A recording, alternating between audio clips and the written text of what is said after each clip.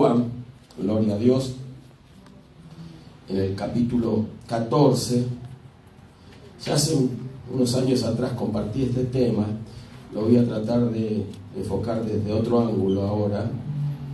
Evangelio de Juan, capítulo 14,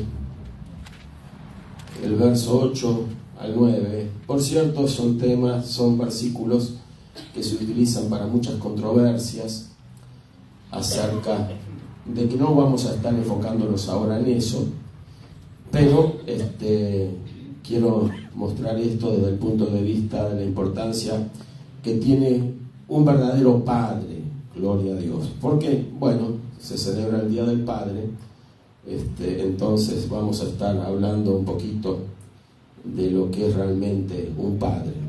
Y ejemplo tenemos para que nos muestren las Escrituras acerca de nuestro Padre Celestial. Y aquí dice en el Evangelio de Juan, si lo ha encontrado, por favor, el que puede ponerse de pie, se pone de pie. Juan capítulo 14, el verso 8 y el 9, que dice así: Felipe le dijo, Señor, muéstranos el Padre, y nos basta.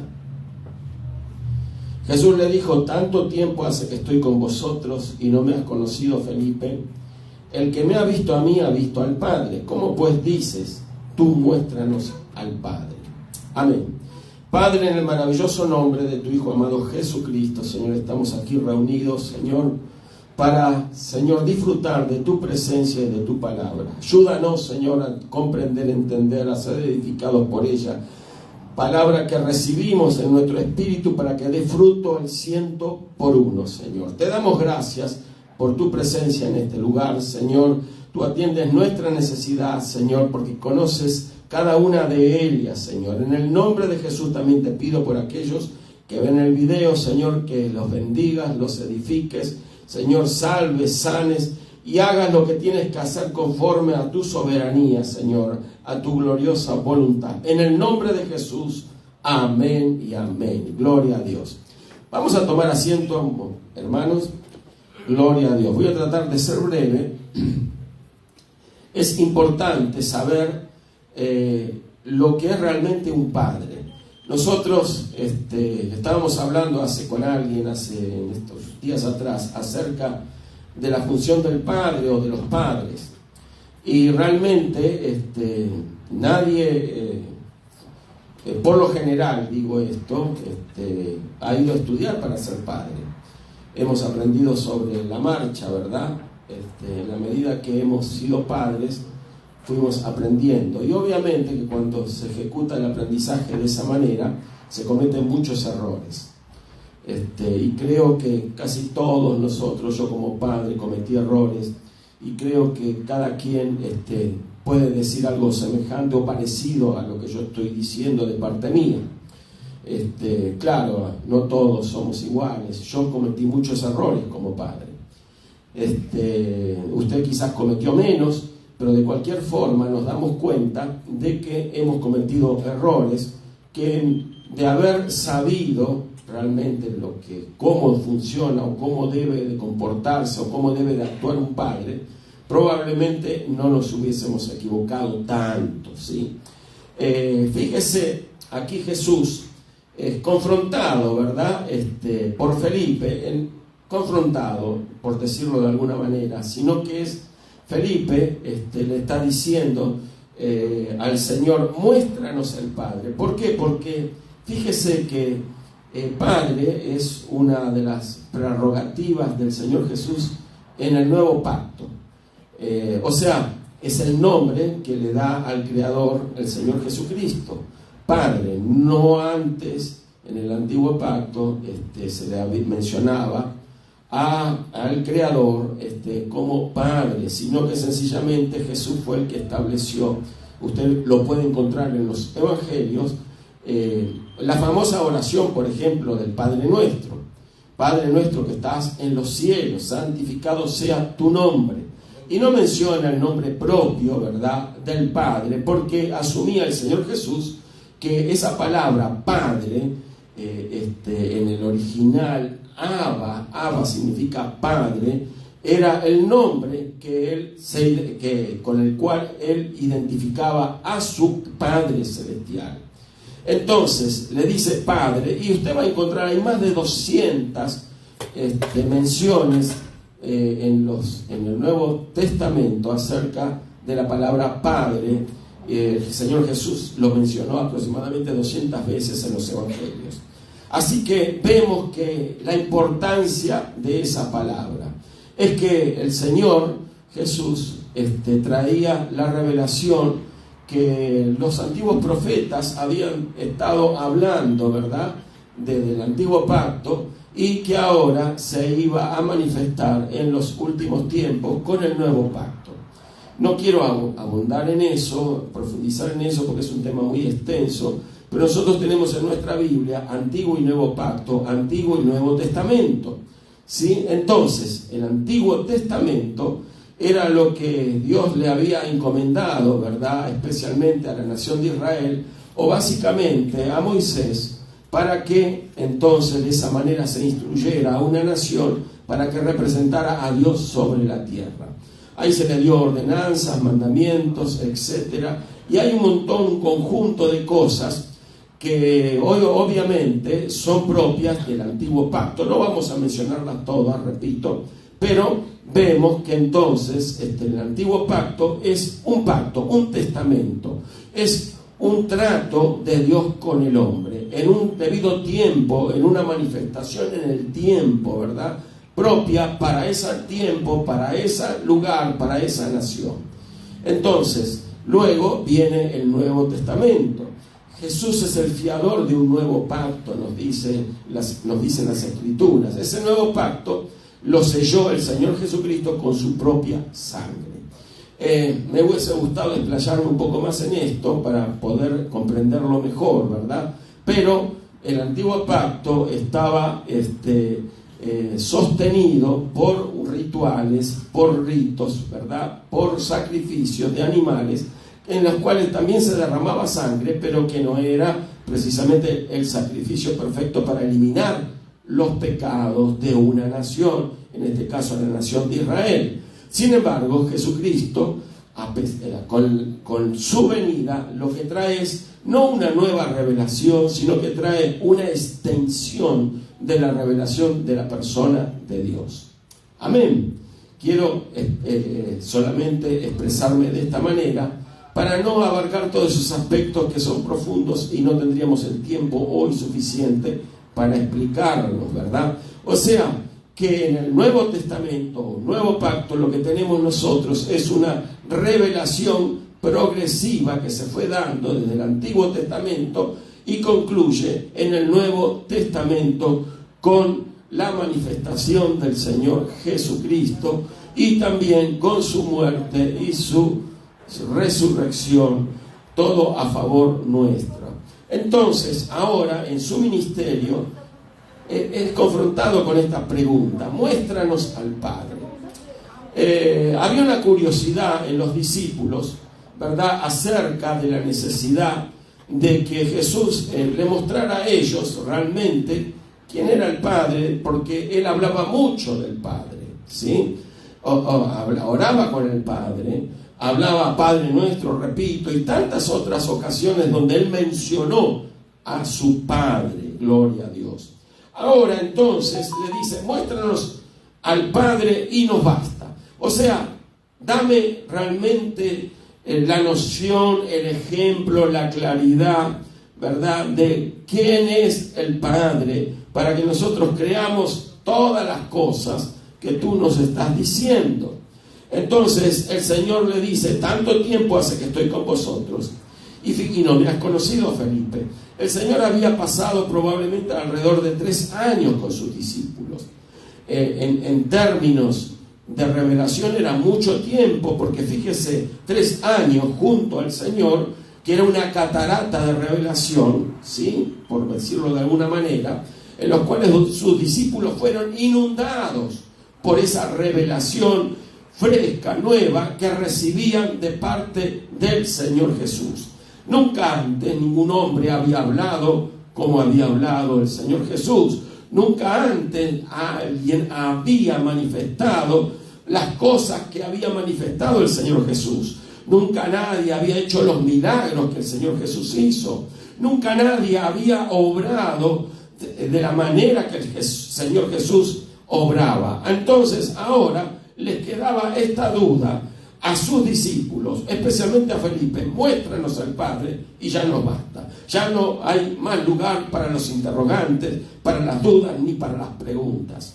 Entonces, en esto yo quiero ver, ¿verdad?, el ejemplo que el Señor Jesús les estaba dando a sus discípulos, mostrándole al Padre. ¿Por qué? Porque siempre que el Señor Jesús estuvo con sus discípulos, le mostró a su Padre Celestial.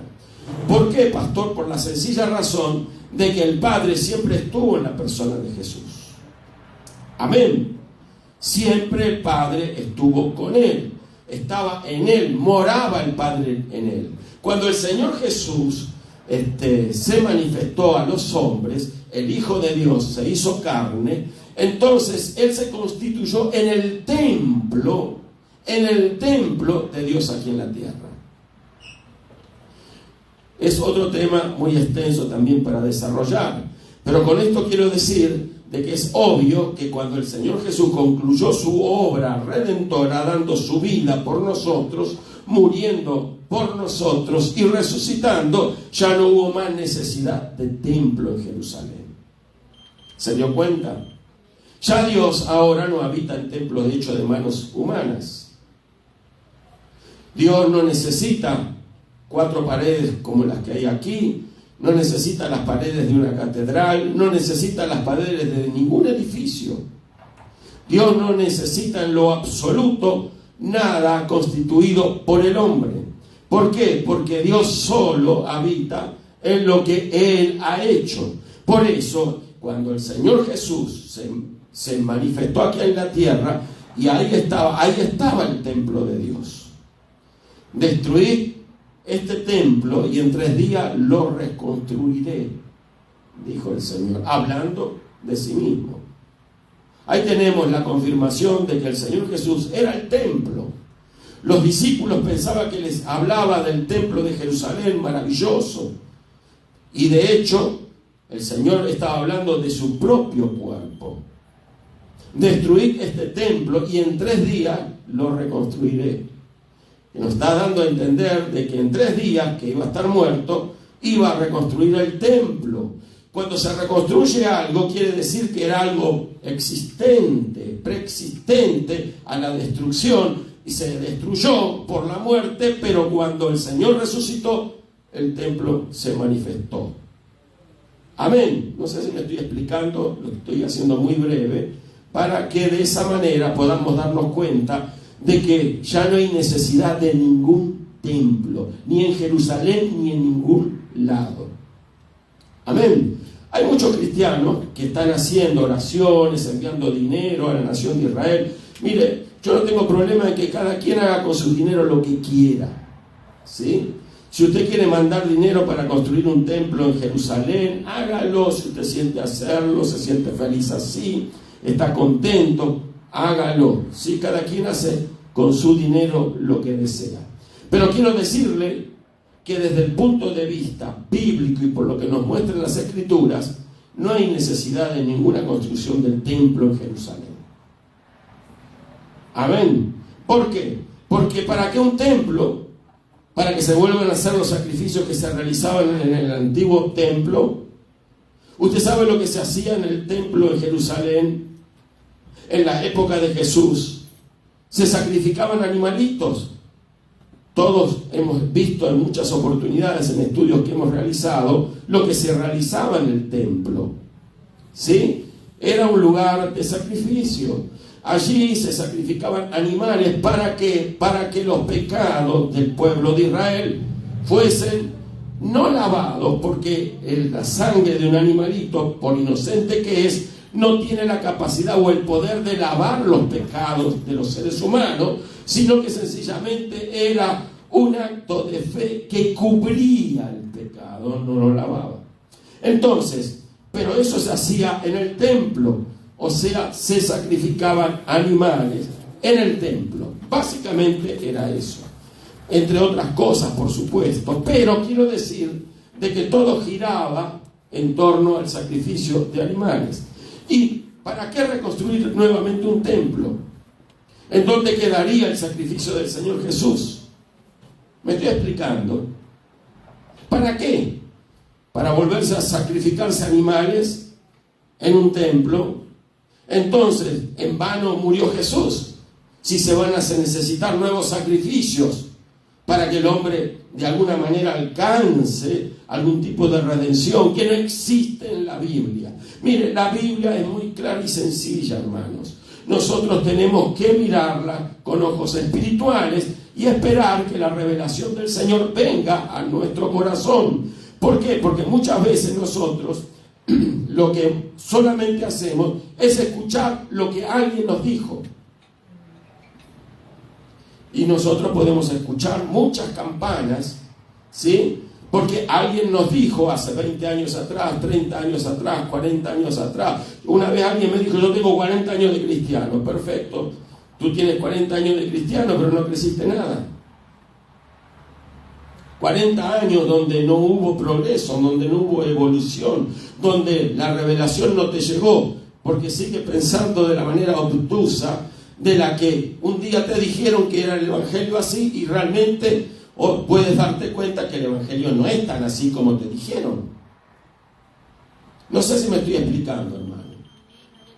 No nos tenemos que quedar con lo que alguien nos dice, ni tampoco usted se tiene que quedar con lo que yo le estoy diciendo ahora. Usted se tiene que quedar con lo que la palabra de Dios le va revelando a usted individualmente. Los pastores y los maestros solamente tienen la necesidad de transmitir, de comunicar, de enseñar, de hablar lo que la Biblia dice, ¿sí? Para que nosotros la podamos comprender mejor. Cuando yo escuché a mis pastores, a los predicadores, entonces el Espíritu Santo comenzó a mostrarme de diferentes maneras lo que la palabra de Dios me enseñaba y lo que yo iba asimilando y sacando provecho de la revelación que iba recibiendo. Todos nosotros somos invitados a hacer lo mismo. No nos tenemos que quedar porque alguien nos diga esto es verde, cuando miramos nosotros y vemos que es azul.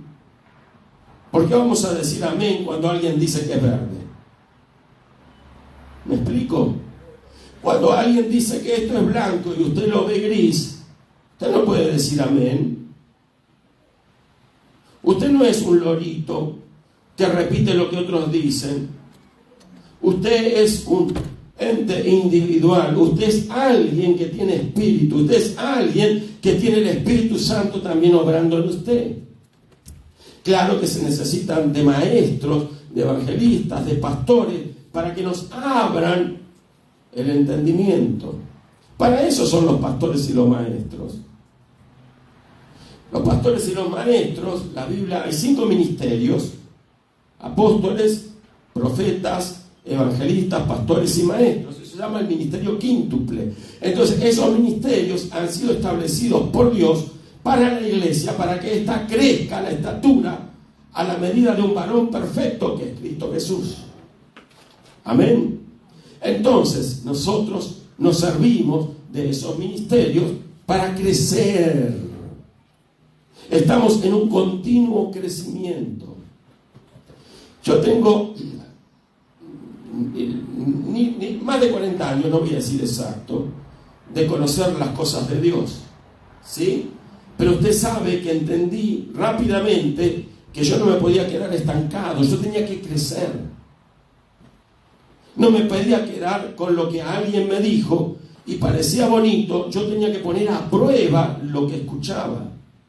Tenía que analizar, tenía que comparar en la Escritura, tenía que buscar oír la voz del Espíritu Santo, a ver qué el Espíritu Santo me decía a mí. ¿Me explico? Bueno, entonces no puede ser que alguien diga, vamos a mandar tantos miles de dólares para construir un templo, porque es necesario que el templo se reconstruya aquí en Jerusalén, y graciosamente un montón de gente, amén, amén, amén. El que lo quiera hacer, que lo haga, no hay ningún problema, cada quien, repito, hace con su plata lo que quiere. ¿Me explico? Pero desde el punto de vista bíblico, teológico, no sirve para nada, a mi entender. ¿Verdad? Si usted tiene otra opinión distinta, se respeta también. Pero yo creo que no tiene ningún sentido poner dinero para construir un templo, o no tiene ningún sentido la construcción de un templo en Jerusalén, cuando el verdadero templo, que es el Señor Jesucristo, ya fue levantado y el Señor Jesús está vigente, porque ese templo está vigente, queridos hermanos, y ahí estamos incluidos todos los que creemos en Él. ¿Usted sabía que usted está en Cristo? ¿Por qué? Porque se le enseña a la gente que Cristo tiene que entrar en el corazón de ellos.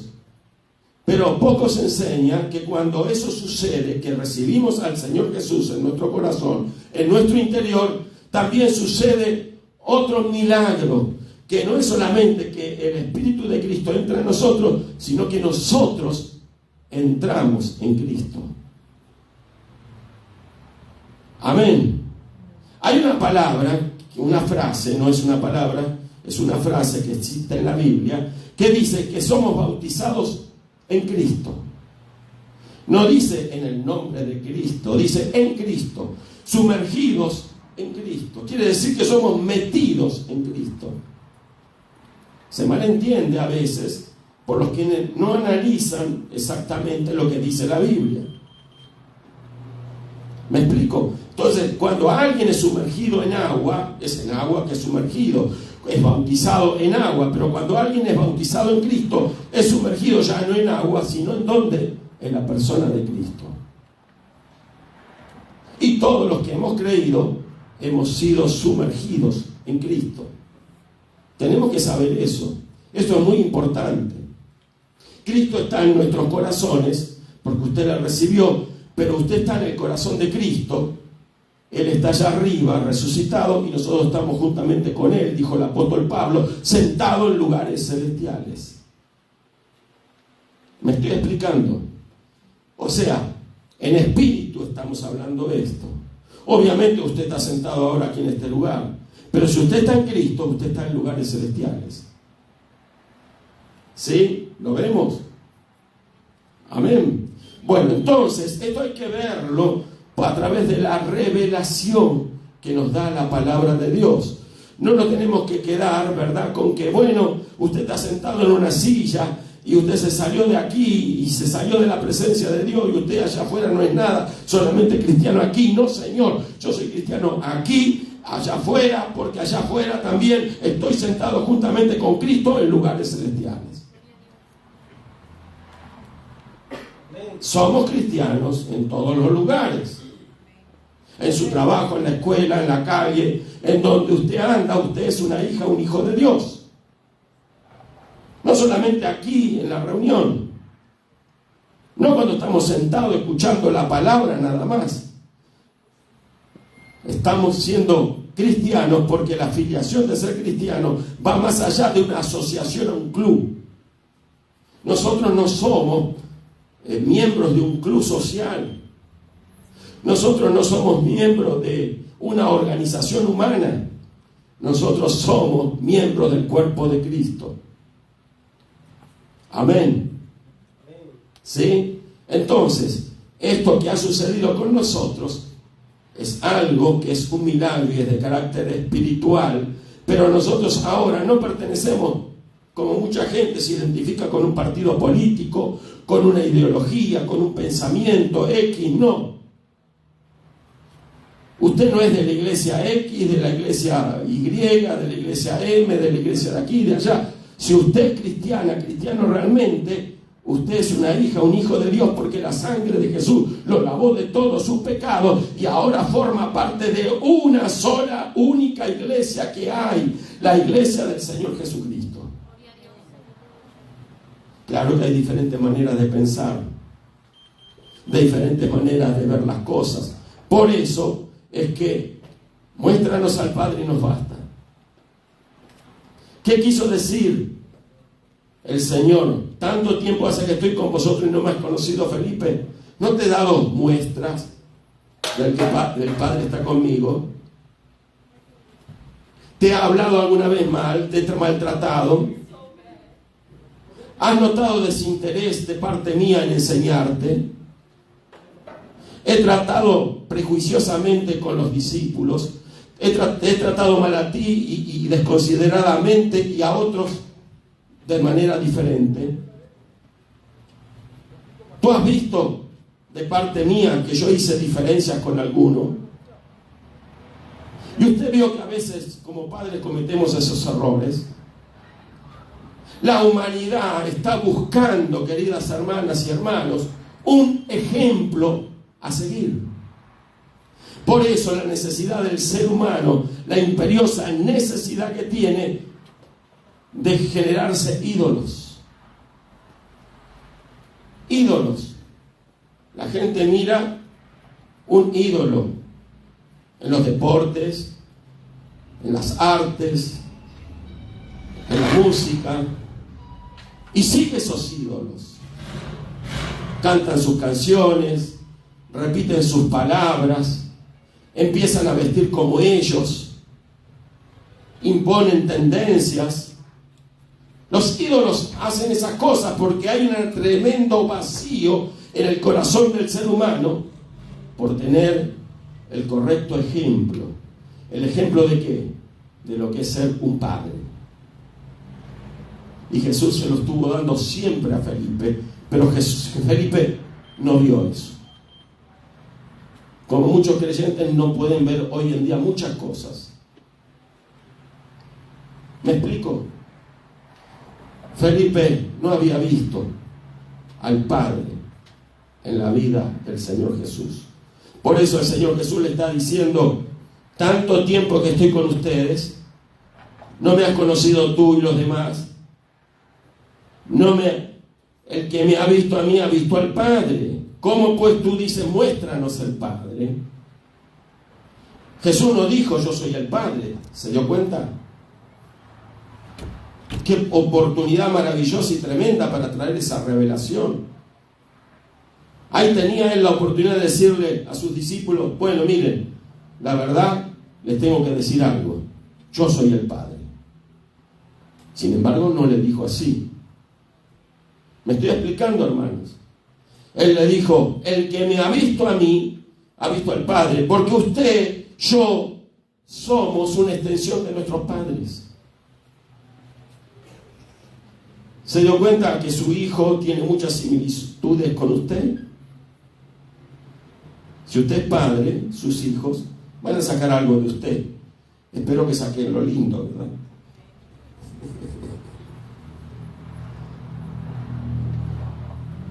Pero entonces, nuestros hijos son extensiones nuestras, extensiones.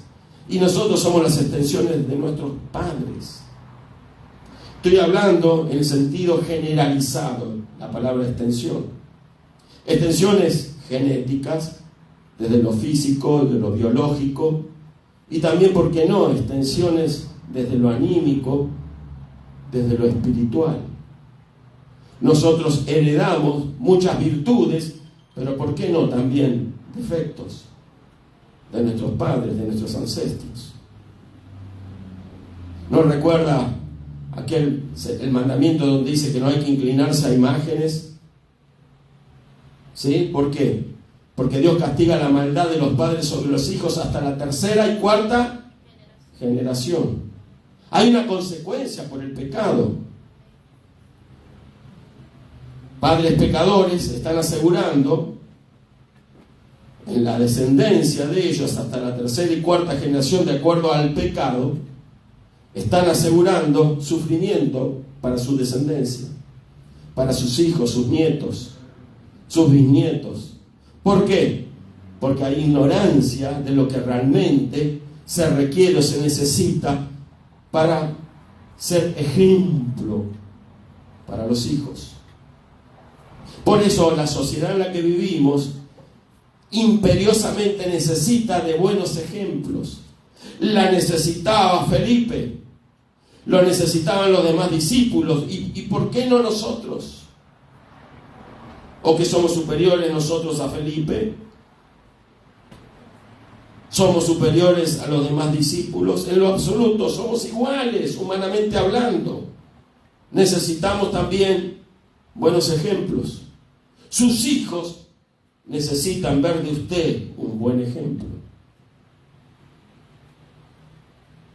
¿Qué ejemplo le estamos mostrando a nuestros hijos? ¿Están viendo ellos en nosotros a nuestro Padre Celestial? Porque así como el Padre estaba en la persona de Jesús, nosotros podemos decir lo mismo, que Dios está en nosotros, el Padre está en nosotros también. ¿Me explico, hermanos? No solamente me estoy refiriendo a Padre, al masculino, sino me estoy refiriendo a los padres en general. Nosotros somos llamados a ser ejemplos para nuestros hijos, tanto el padre como una madre. Quizás usted diga, bueno, yo educo a mis hijos como me educaron a mí. Craso error. Porque si se equivocaron con usted, ¿por qué usted se va a equivocar ahora con sus hijos? ¿Por qué no corregir lo que estuvo errado?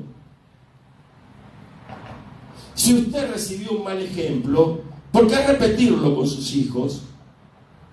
Si usted recibió sufrimiento de parte de su padre, de su madre, hubo un maltrato, un desprecio, menosprecio, como sea, ¿por qué ahora no intentar corregir las cosas?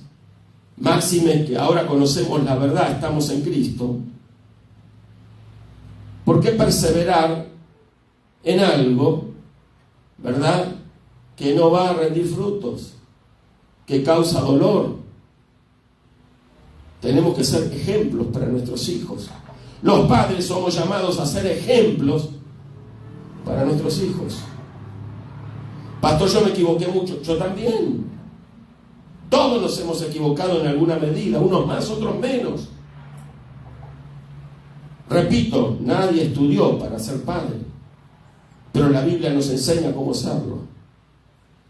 Miremos a Jesús y vamos a ver al Padre. Si usted vea la vida de Jesús, va a ver al Padre. Felipe, ¿cuánto hace que estoy con ustedes? Tanto tiempo, 3 años y medio, y no me han conocido, no han conocido que el Padre está en mí. ¿Por qué? Porque Jesús amaba a sus discípulos. Jesús los contemplaba, los ayudaba, disipaba sus dudas, tenía paciencia. ¿Cuánta paciencia tiene usted con sus hijos? Lo que pasa que, no, mi padre a mí me corregía, me castigaba, no tenía mucha paciencia porque yo ahora lo voy a tener. Error. Lamentablemente, no quiero decir que a todos sea el caso, si su padre o su madre, o especialmente su padre, lo maltrató, no maltrate usted a sus hijos. Corríjalo con amor. Como hizo el Señor Jesús. Pero el Señor Jesús, una vez alguien me dijo, el Señor Jesús también agarró un látigo, ¿no? Y les dio ahí los que estaban en el templo vendiendo, o los cambistas. Y los volteó las sillas. Claro, él era justo. El templo todavía estaba funcionando. Y era la casa de su padre. ¿Me explico? Él era celoso por el templo. Pero sin embargo no tuvo ningún retaseo antes de ir a la cruz. De decir, ven ese templo que los discípulos estaban obnubilados. Brillaba. Ese templo que ustedes ven ahí, que es imponente, brilla. No va a quedar piedra sobre piedra. El Señor Jesús lo dijo. Y se cumplió esa profecía en el año 70 de la era cristiana. O sea, 40 años aproximadamente después que él dio esa profecía, el ejército romano rodeó Jerusalén y destruyó el templo. Y no quedó piedra sobre piedra del templo. Quedó solamente lo que hoy se conoce como el muro de los lamentos, que era un muro que rodeaba el templo. Y quedó una parte del mundo en donde los judíos van a hacer sus rezos, sus oraciones allí. Y hasta cristianos van también ahí. ¿Para qué? No sé. ¿Por qué no lo harán en su casa, no? Si el templo son ellos, usted es el templo. Me estoy explicando, hermano. Amén. Entonces, el tema es que hoy nosotros tenemos que buscar y dar el buen ejemplo. Muéstranos al Padre y nos basta. La sociedad en la que estamos viviendo está clamando inconscientemente por eso. En el fondo, el hombre quiere buenos ejemplos,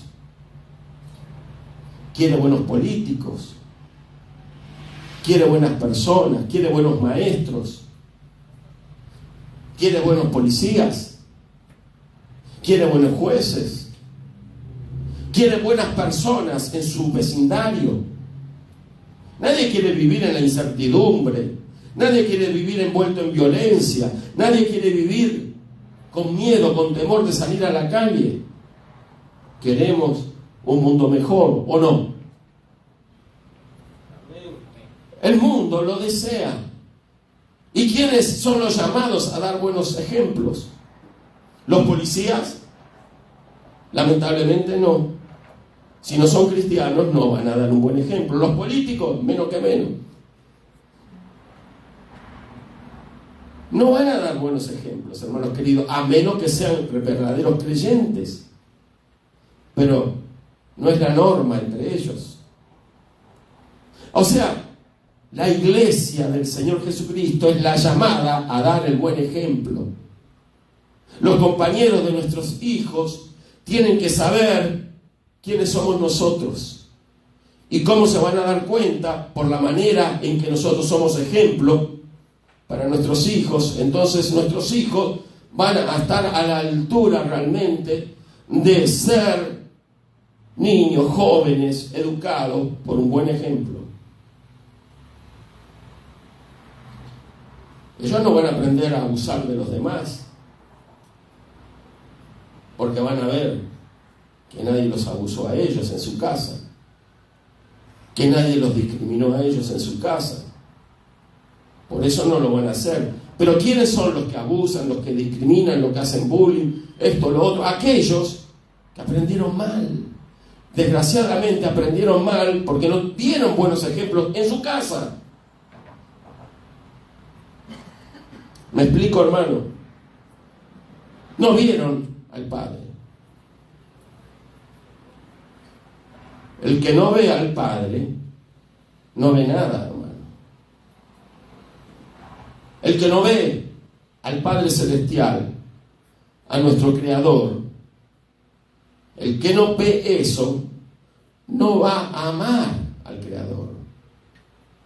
Si usted, yo, no somos conscientes de que representamos al Padre y que el Padre habita en nosotros, no vamos a amar a Dios nunca. ¿Cuál es el primer y mayor mandamiento? Dijo el Señor. Amar a Dios por sobre todas las cosas. Y el segundo, al prójimo como nosotros mismos. ¿Y cuándo se puede alcanzar eso, pastor? Cuando amamos a Dios se alcanza lo otro. Tú no puedes amar al prójimo si no amas primero a Dios. Y cuando tú amas a Dios, no solamente vas a amar al prójimo, te vas a amar a ti mismo. De la manera correcta. Pero cuando no se ama a Dios, ¿qué cree que va a pasar? Se van a amar otras cosas. Porque el corazón del hombre está diseñado no solamente para recibir amor, sino para darlo. Pero cuando no es bien instruido, no está bien orientado, entonces lo da de manera equivocada. ¿Me explico? Mal orientado. Deposita su amor en algo que es improcedente, que no merece. El que merece ser amado es Dios. Y cuando nosotros amamos a Dios, entonces vamos a amar a los demás, vamos a amarnos correctamente a nosotros mismos, porque si no amamos a Dios, es probable que también aprendamos a amarnos a nosotros mismos, pero ya sería egolatría. La adoración de uno mismo, en la que cae la mayoría de las personas. se aman tanto a sí mismos, y cuando usted ve esa manifestación del carácter, personas que se aman a sí mismos, que se dejan impulsar por el orgullo, se aman a sí mismos. ¿Saben por qué se aman a sí mismos de esa manera tan negativa? Porque no han conocido a Dios, no han visto al Padre. ¿Me explico, hermano? Entonces, el tema es, tenemos que ver al Padre. Nuestros hijos también lo tienen que ver en nosotros. Nosotros tenemos que conocer al Padre dentro nuestro. El Señor está con nosotros. Amén. Por lo tanto, hoy es un día que la gente habla del Padre, que el Padre se hace regalos. Y qué bueno, ¿no?, que todo el mundo reciba regalos. Pero a veces se dan regalos por compromiso, ¿se dio cuenta nomás? Bueno, mi papá. Una vez alguien me dijo, no, yo no puedo decirle papá a mi papá. ¿Por qué? No, sucedieron cosas que yo no puedo. Ni tampoco a mi madre le puedo decir mamá.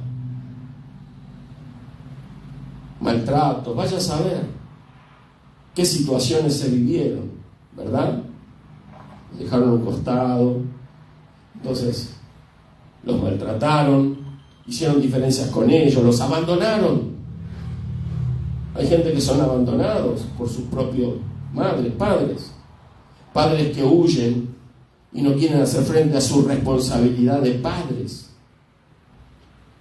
¿Cuántas cosas ustedes no saben de situaciones semejantes, donde un padre, estoy embarazada, sí, arreglate como puedas? ¿No ha escuchado eso? No son hombres, son cobardes.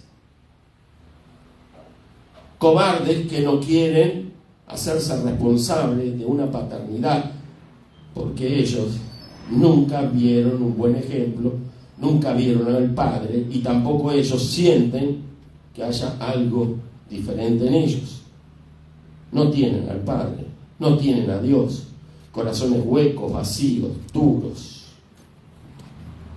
Por eso es que nosotros, como ejemplo, tenemos que, como lo que debemos de ser ejemplos, tenemos que buscar no solamente agradar a Dios, portándonos bien, haciendo bien las cosas, sino aprendiendo a ser padres. Porque hay alguien que está dentro nuestro, que es el Padre Celestial. Nosotros tenemos ese compromiso, que es una ventaja y es algo glorioso, un privilegio, que hasta que yo no conocía al Señor yo no sabía esto.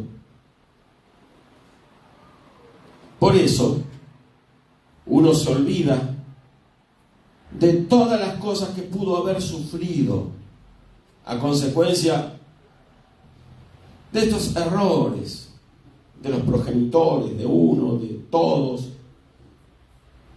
¿Por qué? Porque cuando se ignoran cosas, se ignoran y se hicieron por ignorancia. ¿Me explico, hermano? Entonces, tenemos que aprender a olvidarnos de muchas cosas que nos causan heridas, que nos causaron heridas y que no cicatrizan esas heridas, porque nosotros siempre estamos poniendo nuestra mirada en esas cosas. Pongamos nuestra mirada en el Padre, pongamos nuestra mirada en Jesucristo, pongamos nuestra mirada en el Señor, pongamos nuestra mirada en el Salvador, pongamos nuestra mirada solo en Él, porque Él, solamente Él es el que nos va a estar librando de sufrimiento, de problemas, de dificultades, y Él va a estar sosteniéndonos y va a estar ayudándonos a ser ejemplo que nosotros necesitamos ser delante de la sociedad. Tenemos ese llamado. Amén. Vamos a ponernos de pie, hermanos queridos. Gloria a Dios. Bendito el nombre del Señor Jesús. Somos llamados a ser el ejemplo adecuado. Jesús fue el ejemplo perfecto del Padre. El ejemplo perfecto.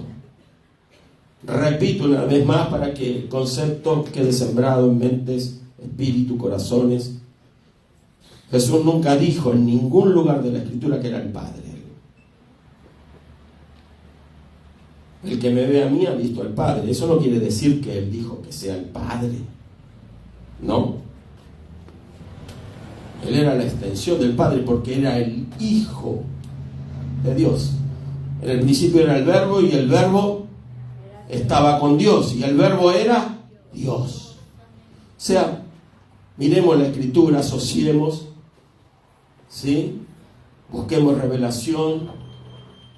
No tomemos un versículo aisladamente, sino el conjunto de la palabra de Dios va a traer iluminación a nuestras vidas. Esto es muy importante. Tenemos que ser abiertos, ¿sí? La religión nos ha hecho mucho daño como sociedad. A lo largo de la historia de la humanidad, las religiones han sido perversas. Perversas, hermano. Porque la religión aleja al hombre de Dios, no lo acerca.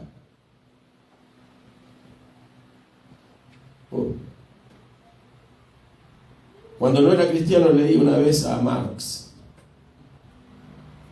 Me gustaban esas ideas un poco. Marx, el fundador del marxismo. Y entonces él dijo que la religión era el opio de los pueblos. Y yo simpaticé con esa frase. Porque yo también había conocido algo de religión, ¿verdad?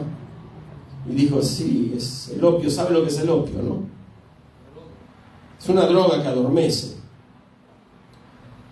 Entonces, él probó religiones y se dio cuenta que sí, tenía razón. Es un opio. Pero ¿sabe por qué él dijo eso? Porque nunca conoció a Jesucristo. Porque el que conoce a Jesucristo no conoce una religión. El que conoce a Jesucristo conoce al Creador. El que conoce a Jesucristo conoce al amor. El que conoce a Jesucristo realmente alcanza la salvación. Este hombre no lo pudo alcanzar porque él conoció la religión. Y la religión nunca salvó a nadie. A nadie. El Salvador es Jesucristo. Amén. Demos gracias a Dios nosotros. ¿Por qué? Porque nos alcanzó Jesucristo, no una religión. Multitudes están envueltos en religiones. Y ellos creen que están bien. Sienten que están bien. Les parece que van bien. Pero no se dan cuenta que se van deslizando hacia el infierno. Qué triste.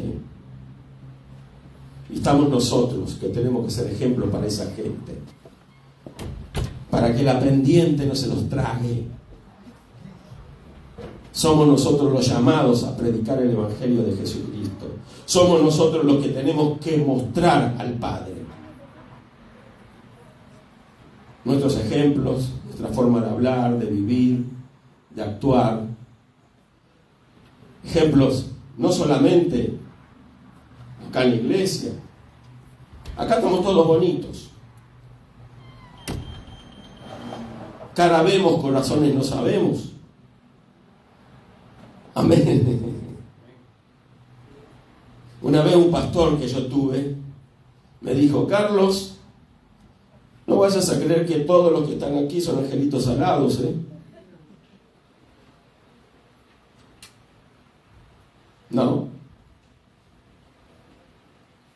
No, tenía razón. Caras vemos, corazones no sabemos. Pero el tema es que no me interesa a mí lo que hay, las caras que veo. Lo que sí me importa es que nuestros corazones estén rendidos al Señor. Y que seamos un buen ejemplo como padres a nuestros hijos. Que seamos un buen ejemplo. Y yo me pongo en primer lugar. Tengo que ser un mejor ejemplo para mis hijos. Aunque ya no vivan conmigo. Tengo que serlo. Tienen que ver ellos a Dios en mi vida. Mis nietos. No solamente mis familiares. Mis compañeros, mis vecinos. Si usted va a la escuela, sus compañeros de escuela, tienen que ver que usted es una persona diferente, que usted es alguien distinto, que usted es una hija, un hijo de Dios. No nos pueden ver como ven a los demás. Nos tienen que ver diferente, porque si no ven como ellos ven a los demás, no nos van a creer nunca. Nunca nos van a creer.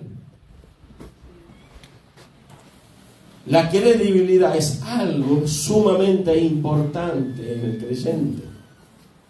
Un creyente desacreditado es un creyente desvalorizado. Aunque se haya arrepentido, aunque haya dicho, sí, estuve mal, pero ahora me porto bien. Yo he conocido muchos casos de servidores del Señor que se han apartado, que han cometido errores muy graves, que han pecado. Y después, dicen, sí, yo me equivoqué, pero Dios perdona todas las cosas y ya está. Perfecto, claro que sí, Dios perdona todas las cosas y ya está. Pero cuidado, si tú le dejas el plato de frutas en la mesa, en tu mesa y en la cocina, y vienen tus hijos a cada rato, agarran una fruta y lo dejan vacío. Al otro día, ¿qué haces? ¿Vuelves a llenarlo de fruta? Yo no creo.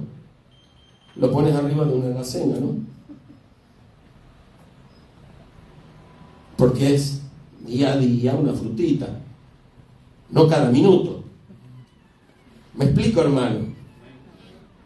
¿Sí? Entonces tú ya lo dejas ahí al alcance de la mano. Lo pones dentro de una alacena. Y mejor que te pidan, papi, mami, ¿dónde está la banana? ¿Dónde está la manzana? Sacas y le das. Dios hace así con nosotros también. Usted metió la pata, no vaya a creer que al otro día otra vez, ¡oh! No. Dios sabe cómo educarnos, cómo corregirnos. Amén. Lo que Él va a hacer es que nos va a poner un freno, nos va a poner una limitación.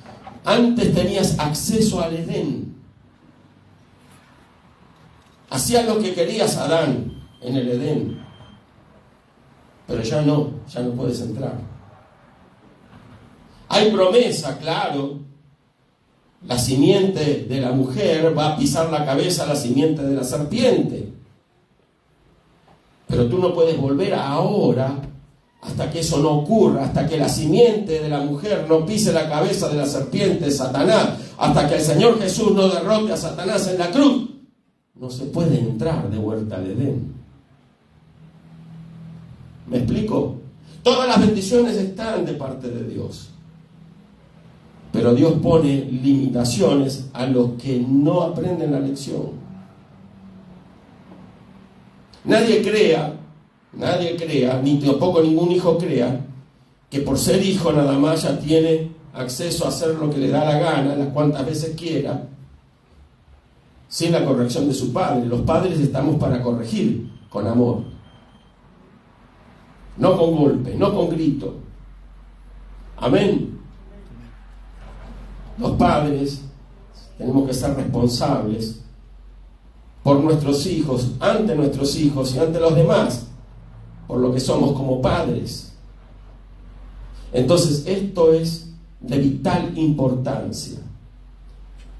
Así se cuida el testimonio de la iglesia. Hay otros que confunden las cosas y creen que con minucias están cuidando el testimonio de la iglesia. No, el testimonio de la iglesia se cuida de esta manera, siendo un buen ejemplo a nuestros hijos, a la sociedad que nos rodea. Tienen que ver que somos diferentes. Tienen que ver que nuestra habla es diferente a la de ellos. Tienen que ver que nuestros pensamientos, que nuestras actitudes son diferentes. Tienen que ver que no nos vamos a dormir cuando estamos trabajando, ¿sí? Y nos están pagando por hora. No nos vamos a meter en el baño, a pasar el rato ahí, sino que vamos a trabajar como corresponde por la hora que nos están pagando, hermano. ¿Sí o no? ¿Usted qué cree? Cuando yo hacía eso no era cristiano, obviamente. Que no me veían mis compañeros, sabían que Carlos estaba durmiendo ahí en el baño. Y preguntaba al supervisor, ¿dónde está? Debe estar. No sé, decían ellos, pero ellos sabían que yo estaba en el baño leyendo el diario, durmiendo. Y no era yo solo, obviamente, porque yo tenía malos ejemplos, lamentablemente, que seguir. ¿Y cómo cree que aprendí eso? ¿Cómo se aprende el mal? Viéndolo. Por ejemplo, exacto. Así se aprende a hacer lo malo. Usted ve hacer el mal, y le gusta porque le parece atractivo, porque la naturaleza humana está inclinada a hacer el mal. Hay gente que se la pasa en el internet mirando pornografía. Hombres y mujeres también. Entonces, mirando pornografía, basura del diablo, ¿para qué? Para llenar con perversidades su mente. Y de esa forma cree que está pasando el tiempo o está recibiendo una gratificación personal por solo ver algo y no se da cuenta que está inundando de basura su corazón. ¿Me explico? Entonces, de esa manera ellos creen que están sacando rédito, algo bueno. ¿Y qué sacaron? ¿Qué sacaron? ¿De qué les sirvió? ¿De qué les sirvió? ¿Usted cree que los demás no lo perciben? No lo vieron. A ese padre escondido detrás de un computador mirando basura del diablo. Pero ¿sabe qué? Lo vieron los ángeles de Dios. La Biblia enseña de eso. Usted no está sola, no está solo. La Biblia hay que creerla toda, Entonces, aparte, no se olvide que cada ser humano, y con esto termino, tiene espíritu. Nosotros somos espíritu, alma y cuerpo. En nuestro cuerpo tenemos sensaciones, sentimos los dolores, ¿sí? Tenemos el alma, corazón, también identificado en la Biblia el alma como el corazón, asiento de las emociones del hombre. Ahí nos ponemos tristes, felices, contentos, nos deprimimos, no, bien. Eso es el alma. Tenemos la mente, es el nexo entre el alma y el espíritu. El alma procesa las emociones que va recibiendo del mundo exterior a través de los sentidos del cuerpo, que son las ventanas del alma: vista, olfato, gusto, tacto. Me olvido de uno, ¿no? Oído. Entonces, nuestro ser está integrado por estas tres áreas: espíritu, alma y cuerpo. La mente también tiene una función muy importante. Pero si la mente la llenamos con basura, entonces va a ser afectado todo nuestro ser, nuestro corazón, nuestra alma sucia, corazón sucio, nuestra mente un garbage can, un basurero, ¿sí? ¿Y qué cree que va a suceder con el espíritu? Se va a contaminar. Las personas andan contaminados y los de otros espíritus los detectan.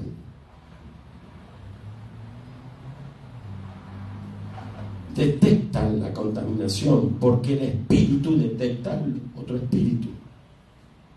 Otro día hablamos en profundidad de eso, pero el tema es de que lo que quiero decir es que muchas veces nosotros no nos damos cuenta de que somos detectados, no por un acto sobrenatural de Dios. Hay un don, ya me estoy pasando, hay un don que es el don de discernimiento de espíritu, dice la Biblia, pero eso es un don sobrenatural del Espíritu Santo que lo da Dios. El Espíritu Santo lo da a los que Él quiere.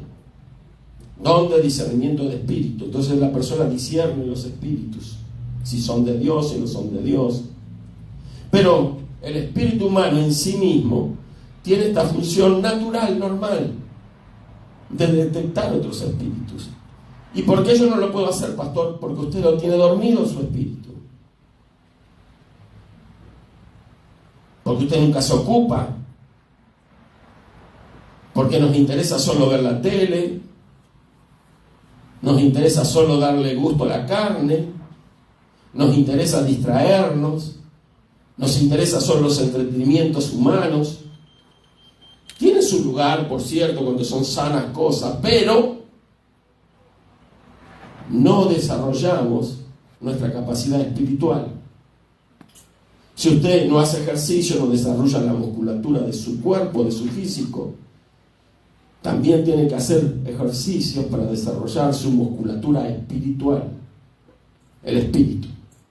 Vamos a dejarlo aquí y ahora vamos a pasar a comer allá. Amén. Así que tome esto. Cualquier parecido con la realidad es pura coincidencia. No sé si me explico. Entonces, aprendamos, y yo me pongo en primer lugar. Sí, yo, en primer lugar, tengo que ser un ejemplo, como padre. Amén. Somos llamados a ser ejemplo. Bueno, es para los pastores, para los evangelistas, nomás para las personas que enseñan, predican el evangelio, pero no es para mí. ¿Usted es una hija o un hijo de Dios? ¿Sí o no?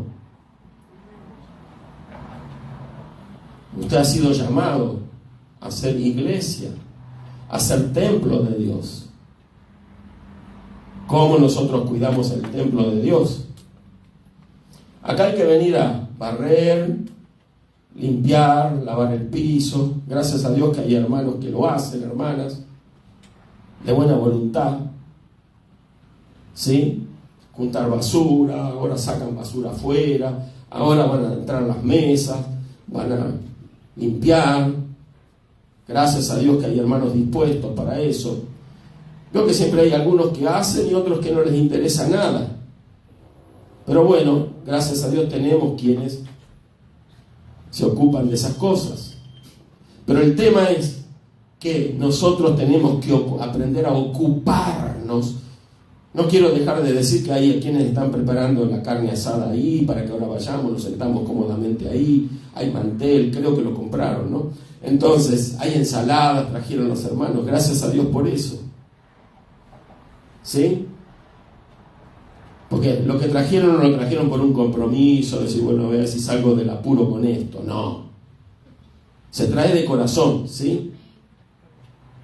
Entonces, el tema es de que ocupémonos por nosotros mismos, de nosotros, de nuestra familia, de nuestra descendencia, del testimonio que damos. Amén. Vamos a orar. Padre, en el maravilloso nombre de tu Hijo amado Jesús, te damos gracias, Señor, por tu bendición, Señor. Gracias por este tiempo que estamos pasando aquí en tu casa, Señor. Te damos gracias por la salud, porque por tu llaga fuimos curados. Confesamos salud, Señor, aunque alguno esté afectado, pero declaramos que está en bendición, está en salud, Señor. Y aquellos que nos están viendo ahora lo declaramos en salud, en bendición. Si alguno, Señor, está sufriendo porque no ha tenido un padre, porque lo ha abandonado, lo ha dejado, Señor, revélate a su vida, Señor, porque tú eres el Padre Celestial. Gracias te damos, Señor, en todas las cosas. Bendecidos, Señor Jesús, bendecidos aquellos que pueden recibirte en sus corazones. Ahora, Señor, obra en cada uno de los que están escuchando, Señor, y obra maravillas. En el nombre de Jesús lo declaramos. Gracias, Señor. Amén y amén. Gloria a Dios. Bendiciones a todos, hermanos. Gloria a Dios.